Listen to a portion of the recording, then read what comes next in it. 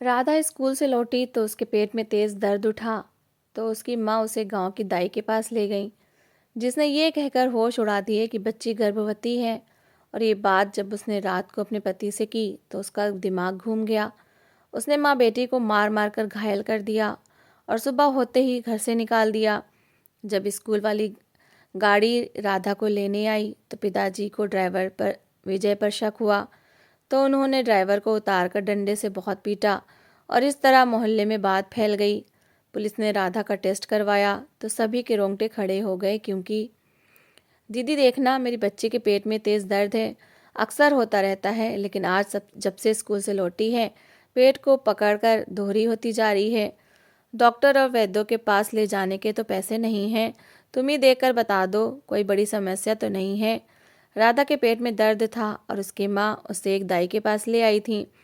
दाई के पास औरतों की एक भीड़ लगी हुई थी। इस गांव में लगभग सभी परिवार गरीब थे। डॉक्टरों की फीस के पैसे नहीं थे, ना ही महंगी दवाइयाँ खरीद सकते थे। इसलिए वैद्य जी और दाई की सेवाएं ही ली जाती थीं। औरतों को कोई भी समस्या होती तो दाई के पास चली जाती।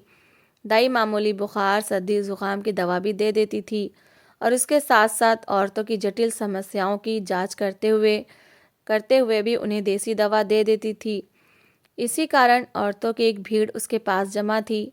मगर उसने सबको छोड़ा और राधा के पास चली आई, क्योंकि वो इस समय भी दर्द से बेहाल हो रही थी। उसे अंदर कमरे में ले जाया गया और एक सीधे बिस्तर पर लिटाकर दाई ने उसका परीक्षण करना शुरू किया। दाई ने राधा से कुछ सवाल पूछे। उसके बाद उसके पेट से कपड़ा हटाया और हाथों से टटोल टटोल कर उसके पेट की जांच करने लगी। अचानक एक जगह पर वो चौंक गई। हाथ के नीचे कुछ ठोस महसूस हो रहा था। दाई के चेहरे के भाव बदल गए, जबकि राधा की माँ भी ध्यान से दाई के चेहरे की ओर देख रही थी और मन ही मन प्रार्थना कर रही थी कि कोई बड़ी बीमारी न निकल आए। दाई ने राधा को कपड़े ठीक करने के लिए कहा और राधा की माँ से कहने लगी, बहन, तुम्हारी बेटी की उम्र कितनी है? राधा की माँ ने ना समझते हुए कहा, मेरी बेटी 10वीं कक्षा में पढ़ती है और 16 साल की है। दाई ने पूछा कि इसकी शादी हुई है या नहीं। राधा की माँ ने नकारते हुए जवाब दिया, बहन, मेरा तो सपना है इसे बहुत ज़्यादा पढ़ा लिखा दूँ और किसी अच्छी जगह पर इसका विवाह करूँ। अभी तो मेरी बेटी की उम्र ही बहुत कम है। तब दाई हंसने लगी और कहने लगी, तुम्हारी बेटी की उम्र कम है मगर इसके लक्षण पूरे हैं। तुम्हारी बेटी माँ बनने वाली है। राधा की माँ के साथ साथ राधा के सर पर भी जैसे पहाड़ टूट पड़ा था। राधा की माँ कहने लगी, नहीं नहीं दीदी, तुम्हें गलतफहमी हुई है। मेरी बेटी माँ कैसे बन सकती है? इसका तो अभी विवाह भी नहीं हुआ। मगर दाई कहने लगी, मैं 100% विश्वास के साथ कह सकती हूँ कि तुम्हारी बेटी गर्भवती है। जहाँ से मर्जी जाकर जांच करवा लो। राधा की माँ ने दाई के मुंह पर हाथ रखकर कहा, बहन, भगवान के लिए बाहर किसी को ये बात मत बताना। फिर वो दर्द से तड़पती राधा को पकड़कर घर ले आई थी। रात हुई तो सब कामों से मुक्त होकर वो अपने पति के पास आ बैठी।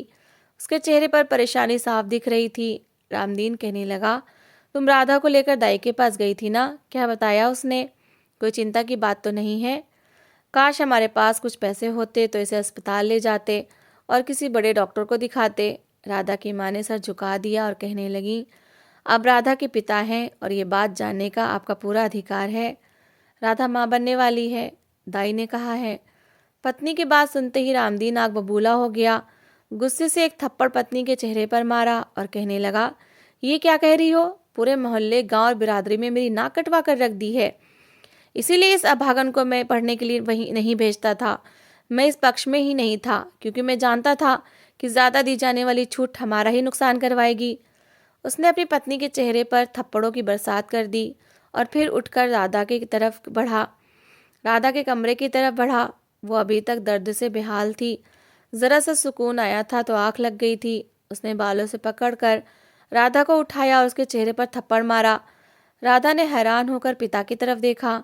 ये पहली बार था कि पिता ने उस पर हाथ उठाया था, वरना परिवार की बेटियों की तुलना में उसे बहुत ज़्यादा प्यार मिला था। उसका पिता उसके इतने लाड उठाया करता था और हर इच्छा पूरी करता था, मगर आज अपने चेहरे पर पड़ने वाले थप्पड़ ने उसे जैसे हिलाकर रख दिया था।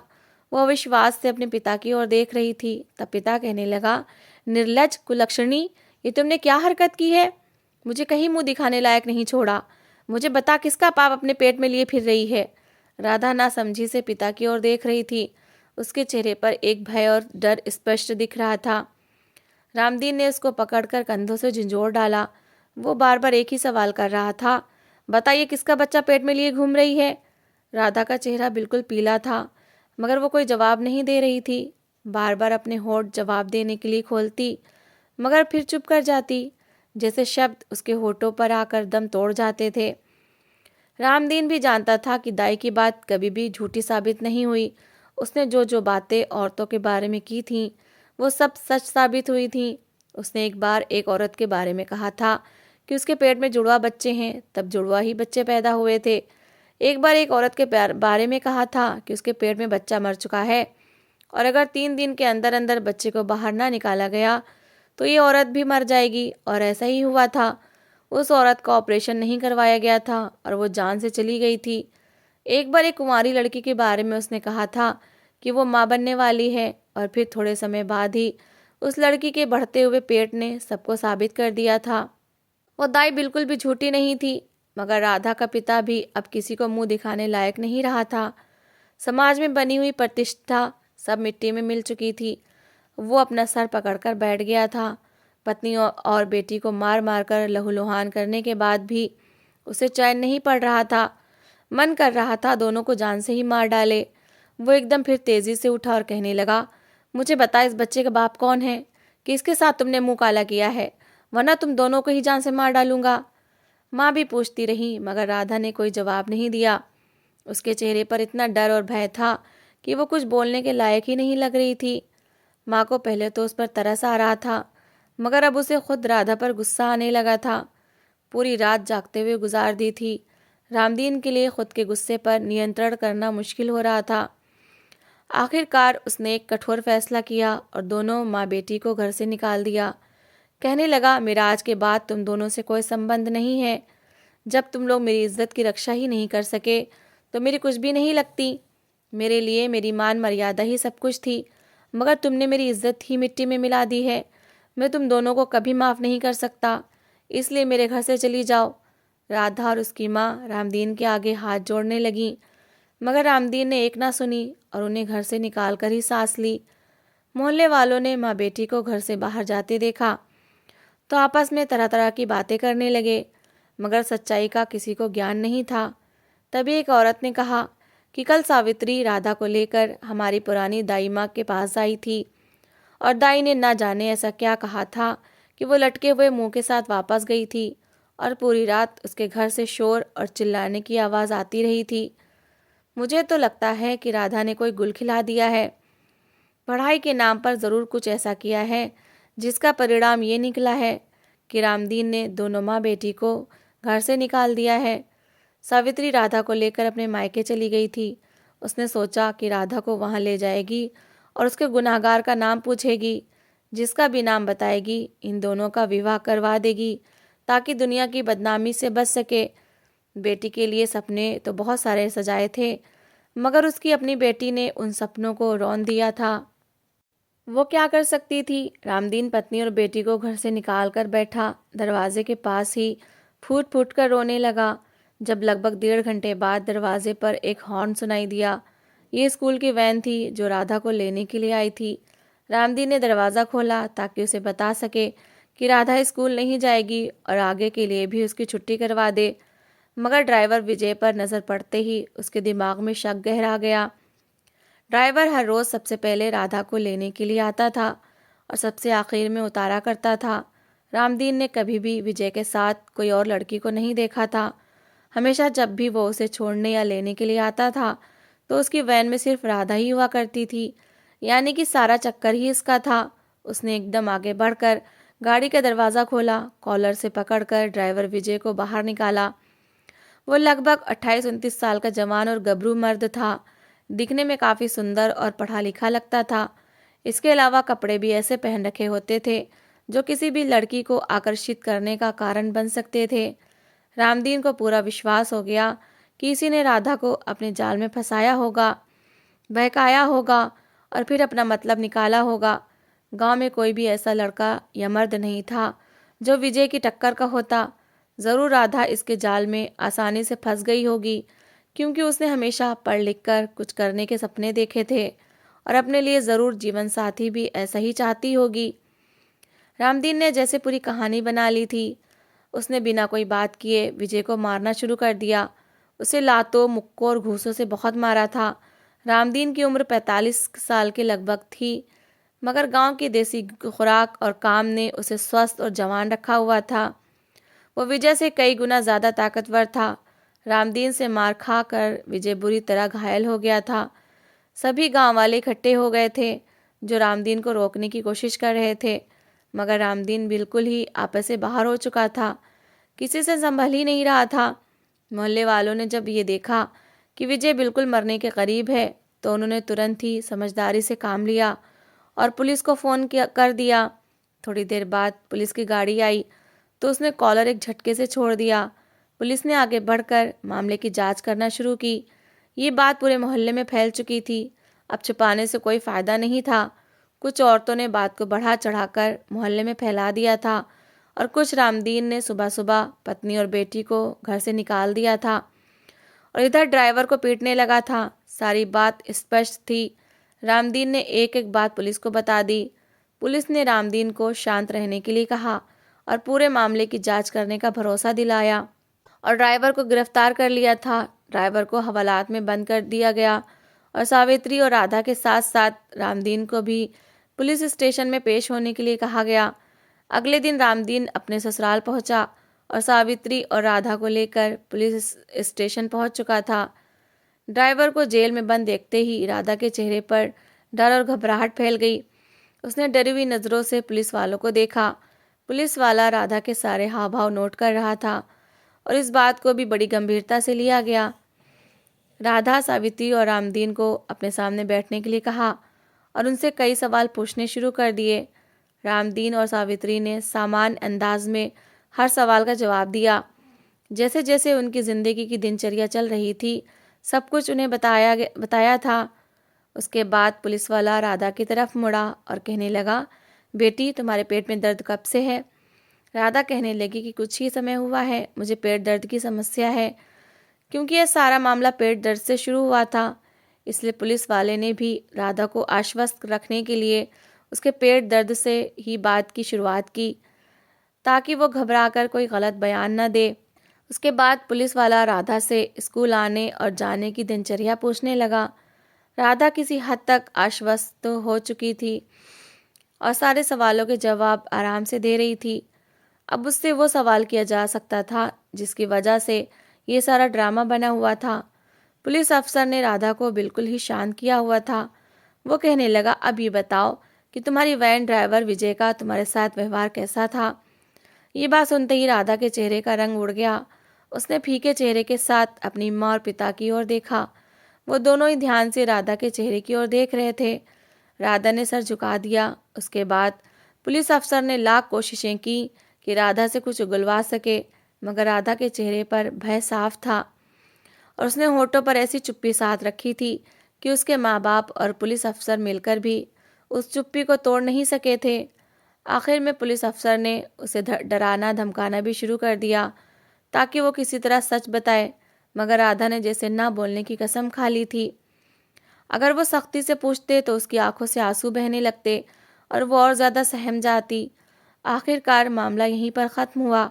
विजय को जमानत पर छोड़ दिया गया और कहा गया कि अगर कोई महत्वपूर्ण बात निकली तो उसे पुलिस स्टेशन में लाया जाएगा और राधा का मेडिकल करवाया जाएगा। मेडिकल में हर बात साफ हो जाएगी। राधा के साथ कुछ गलत हुआ था या राधा ने अपनी सहमति से कुछ किया था, वो माँ बनने वाली है या नहीं, सब कुछ साफ हो जाएगा। और अगर उसकी रिपोर्ट पॉजिटिव आती है तो उसके बच्चे का डीएनए किया जाएगा और पता लगाया जाएगा कि आखिर वो बच्चा है किसका। रामदीन और सावित्री राधा को लेकर घर आ गए। मोहल्ले वाले उन्हें बहुत ही ताने भरी नज़रों के साथ देख रहे थे। बिरादरी वालों ने भी अलग बातें बनाई थी कि और बेटी को पढ़ाओ लिखाओ और समाज की परंपरा के विरुद्ध जाओ। अब बदनामी मिल गई है तो कैसे नज़रें झुकी हुई हैं, अब भी उसी तरह गर्व से सर उठाकर सामना करो। आखिर को तुम्हारी पढ़ी लिखी बेटी ने एक कारनामा कर दिखाया है। बिरादरी वालों की बातें सुनकर रामदीन का सर और ज़्यादा झुक गया था। 2 दिन बाद राधा का मेडिकल होना था। सावित्री और रामदीन के चेहरे पर डर था कि अगर राधा के बच्चे का बाप ड्राइवर भी ना निकला तो वो क्या करेंगे, किसके सर पर अपनी बेटी को थोपेंगे। और वो ये सोच सोच कर ही परेशान हो रहे थे।